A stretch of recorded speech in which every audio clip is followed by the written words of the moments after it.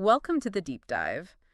Today we're going to be talking about a product that has been pretty much impossible to escape on social media lately. Mm. I'm talking about that embroidery stitch book from Embro.com. Oh, yeah, I've seen it everywhere. If your feed is anything like ours, you've seen the ads.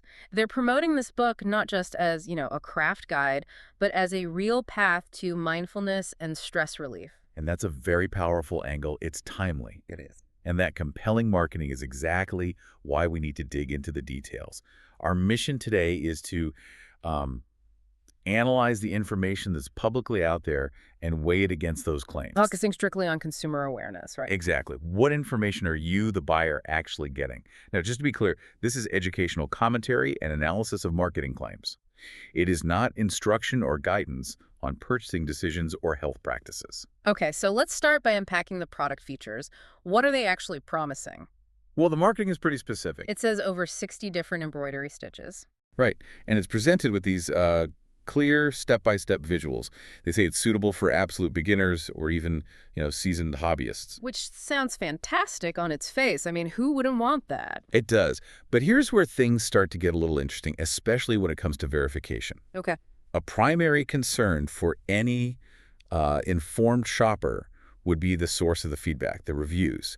We notice that pretty much all of them are hosted on the seller's own website. And that's the real challenge for you, the learner. When that information stream is so controlled, It's a closed loop. it's a closed loop, it's really hard to find any external confirmation.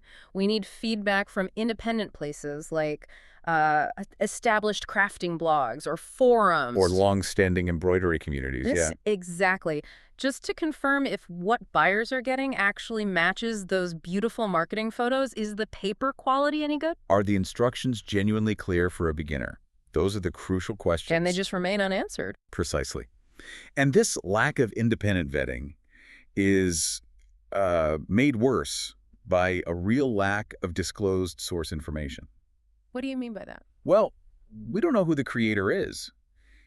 Are they a recognized expert in embroidery? Have they published before? We also don't know how it's made. Is it a professionally printed, bound book, or is it just like print on demand? And critically, the logistical origin. Where is this book actually shipping from? That's often unclear, and that affects, delivery times and customer service. It's like they're treating basic product details like a secret ingredient. And that lack of verification.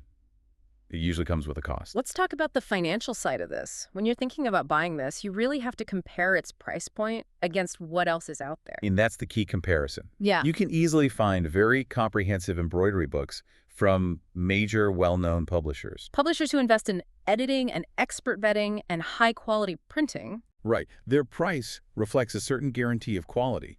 So when the Embro.com book is priced the same, or sometimes even higher, than these proven resources. You have to ask what you're paying for.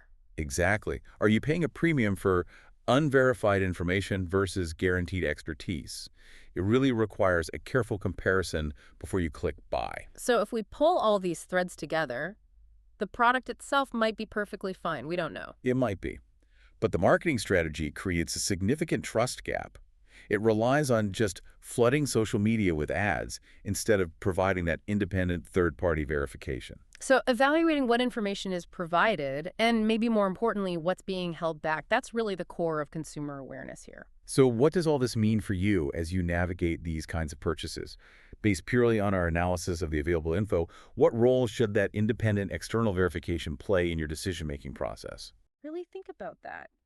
In a marketplace where you're just bombarded by targeted ads, the ability to vet a product outside of its own marketing silo is, well, it's probably the most valuable consumer skill you can have.